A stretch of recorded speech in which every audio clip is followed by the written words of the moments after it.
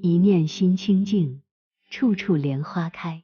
欢迎来到静乐的频道。从前有一位在深山苦行的修行者，每天靠着野果泉水充饥果腹。由于不断的精进用功，所以身心清净，烦恼消除，一切诸天鬼神都对他非常赞叹和恭敬，整个国家也都因此富饶安乐，风调雨顺。一天，摩揭陀国的国王歌利王率众来此处游玩，随行的宫女们发现了林中静坐的忍辱仙人，见其仙风道骨，面容慈祥宁静，被其庄严肃穆所震慑，于是上前搭讪仙人，应机为宫女说法。他们端身而坐，双手放在两膝，静听仙人为他们说法。世间的万事万物，因缘和合则升起，因缘离散则灭无。缺乏智慧的人，天天都在烦恼的煎熬逼迫中打滚；有智慧的人，绝不会迷失在荣华富贵之中，而去造就无边的罪业，牵引未来无量的苦报。宫女们听得入神，竟然忘了时间已然悄悄流逝。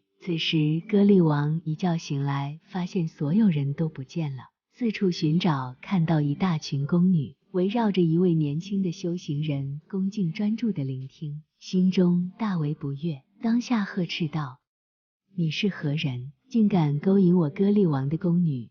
你心中有何企图？难不成你起了贪欲，心怀不轨？修行人答：我是忍辱仙人。歌利王上前质问忍辱仙人：你证得罗汉果位了吗？忍辱仙人答：尚未。歌利王又问：你证得须陀洹果位了吗？忍辱仙人答：没有。歌利王说：既然如此，那你还在这说法？忍辱仙人答：我在此修忍辱行。歌利王一听到在修忍辱，拿刀割下了忍辱仙人的左耳，鲜血流的修行人沈默以对，依然保持面不改色。忍辱仙人安详地看住歌利王，没有一点怨恨之心。此时歌利王已失去理智，继续暴怒：我可看不出他是什么修行人，我倒还要试试他，不但要割他的鼻子，还要肢解他的肢体。说完，竟然真的动手。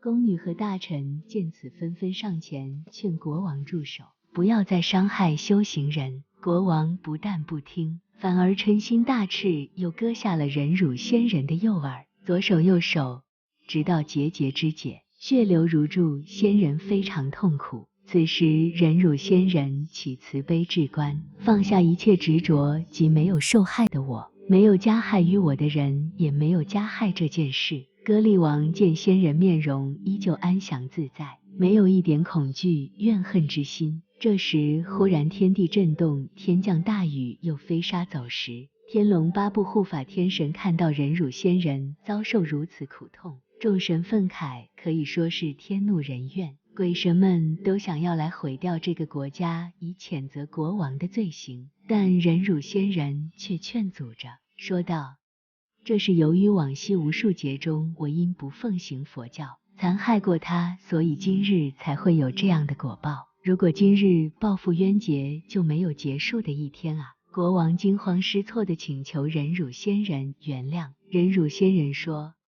我心中既没有嗔恨，同样也没有贪欲。歌利王说：大德，我怎么知道您心无嗔恨呢？仙人说：如果我确实没有嗔恨，请即刻让这身体复原如初。说完，忍辱仙人的身体真的恢复如往昔一样，毫无损伤。众人对于其德行莫不称叹钦仰。忍辱仙人接着说：歌利王，你被烦恼而蒙蔽智慧，被嗔火而烧去本性，我不会责怪你。我将来成佛时名叫释迦牟尼，我第一个先度的人就是你。忍辱仙人即是释迦牟尼佛的前世，歌利王就是教陈如尊者的前世。这是释迦牟尼佛举他过去生中行菩萨道，修忍辱波罗蜜这桩事情来教我们。这段故事就记录在《金刚经》里面。如我昔为歌利王割截身体，我于尔时无我相，无人相，无众生相，无寿者相。何以故？我于往昔节节肢解时，若有我相、人相、众生相、寿者相应生嗔恨。